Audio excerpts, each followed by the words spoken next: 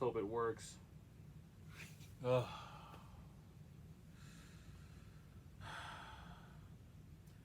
Day 18 of confinement. Teddy and I have spent all day today trying to navigate the just complete crap fest that is this system to try and make sure that we can have some sort of income coming in while we're isolated. Let me tell you, I cannot even begin to express to you how much of a cluster F this whole Florida system is. It is like a poop sandwich with ketchup. It's awful. I can't. Let me try. Let me try to explain to you. This system is designed to prevent people from being able to access it. The governor of Florida, when he took over, changed the whole system, changed everything, the web portal, the company that runs it, because he wanted to make sure that fewer people could access it and lower the amount of claims that he thought were fraudulent, even if they weren't, because he wanted to lower the tax burden on employers. Very Republican thing to do. I get it. It's, you want to lower the taxes. Maybe that will be reinvested. Hopefully not. But maybe it'll be reinvested. You never know. So, in doing so, what he did was he eliminated nearly all of the methods for accessing this information. You have to go through the Department of Economic Opportunity, the DEO. The only place I've ever heard of the DEO is on Supergirl, which is the Department of Extranormal Operations. This is the Department of Economic Opportunity. All right. Not that you would think of that, because you'd be trying to look up Florida Labor, Florida Department of Labor, just like it is in the federal government. The federal government has Department of Labor, which thankfully was ultimately where we were able to find our way through, because that's Department of Labor there has a connection to the DEO. All right, go to the DEO, and it forwards you on to this Connect company that does the web portal for claiming benefits. That company has no outside contact point. The website itself is completely barren of any outside links. You click on the top of the page, it just clicks. It doesn't move. It goes nowhere. You can't get back to the home screen. You can't get back to the DEO. You can't get to anything related to Connect. So if you have a problem with the service on the website, there's nobody to talk to. There's nobody to contact. You can go through the DEO. They have some phone numbers listed. They have some options to call, but not Connect directly. Why is this important? This is important to me for one reason. When I went to claim unemployment insurance a couple of weeks ago, originally, I was told by the website that I was a returning claimant, because I have previously claimed unemployment insurance in 2008. That was an easy program, with easy progress. I just went online, filled it out, and it was done. Of course, that was a different administration, but this is where I was now.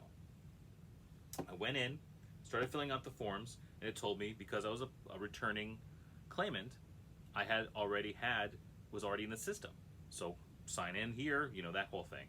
I went to the sign in here, put my social security number in because I couldn't remember my username, and it said that because it had been more than 90 days that I had to reset my PIN. Fine. And just hit the forget PIN number was the prompt. Hit forget PIN. So I hit forget PIN. Pops up a security question. Now I remember on the original Connect site there was like 6 security questions, which is a hell of a lot more than most places. And 2 or 3 or 4 of them, what's your favorite food, which street did you grow up on, your first pet's name, things like that. I know that because the mother's maiden name is far too easy for people to figure out nowadays, so they have these more obscure things. Great. Perfect. That's also the reason you shouldn't be filling out those Facebook surveys, because they all have those questions on them and you don't want to give people more information than you want them to have. Sidebar. Going back to my point. So I had all these questions, and this new system, it pops up one of my questions. And of course, it's the most obscure one that I never answer for anybody else, that I cannot remember what I put. No clue. The question was, what is your favorite vacation spot? What would I have answered 12 years ago? Probably New York City, maybe Disney World, possibly London. But here's the rub. These questions are case, spelling, and wording specific. You can't just put New York if you wrote New York City originally. You can't put Disney World if you wrote Disney originally. I figure, okay, let me give it a trial and error. We'll just put in some answers and then we'll go with that. Trial and error. Let me say New York. Not capitalized, because I usually don't capitalize this. New York. And nope, that wasn't correct. Let me try Disney. Nope, that wasn't correct either. Let me try capitalized New York City. Nope. And then boom, pops up a screen that says, you are now locked out. You've made too many attempts to log in. And it gives me a phone number that I can call, speak to an administrator to reassess my problem. Like, okay, well, you know what? I'm not going to bother with that right now. I'm going to wait for a couple of days and it'll open itself back up again. Thinking that that's the way it works, because that's what normal places do. After 24, 48 hours, it opens back up again. Okay, cool. Went back 2 days later, tried to log in. As soon as I got to the prompt with my social security number, it popped up that screen saying, you've been locked out, too many attempts to log in. I say, okay, well, maybe I'll try and go in as a brand new user. I won't try and log in as a previously user. Nope. Again, because my social security number is attached to it, it pops up that same screen. Anywhere I try and go on the website, is I put my social security number in, pops up that screen. You are locked out, too many logins attempted. So now I have to call the phone number. And at this point, we're at the point where 3 million people have become unemployed and started claiming unemployment. And the lines are really busy.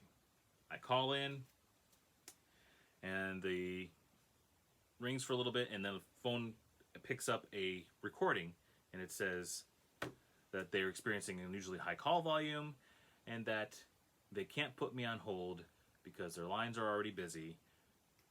So basically, tough shit. And they disconnect me. Great. That's a wonderful thing. Call back a bunch more times, same recording, no use getting through. All right. Now I'm scouring their website. I'm clicking everywhere, trying to find any access point to connect so that I can get in touch with an IT person or an administrator to get my PIN unlocked. Nothing. Just that phone number. So I go to the DEO, and I go to their website, and on the bottom of their website, there is a contact form, and pop it up, and it pops up a generic contact form. I fill out the contact form. I tell them what my problem is. Hopefully, somebody will get back with me.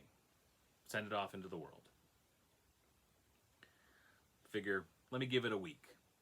After a week, if I don't see or anything, then maybe I'll try again. Didn't hear anything after a week. Then I sent another contact form off. Again, another week, haven't heard anything. So today, I thought I have to figure something out. I have to find a way to get into this system. I have to find a way to get claiming, because otherwise it may take a month to process. And I may lose out completely on getting any of this aid, this $2.2 trillion aid package that they signed in. And then I won't be able to get it. I'll never get it.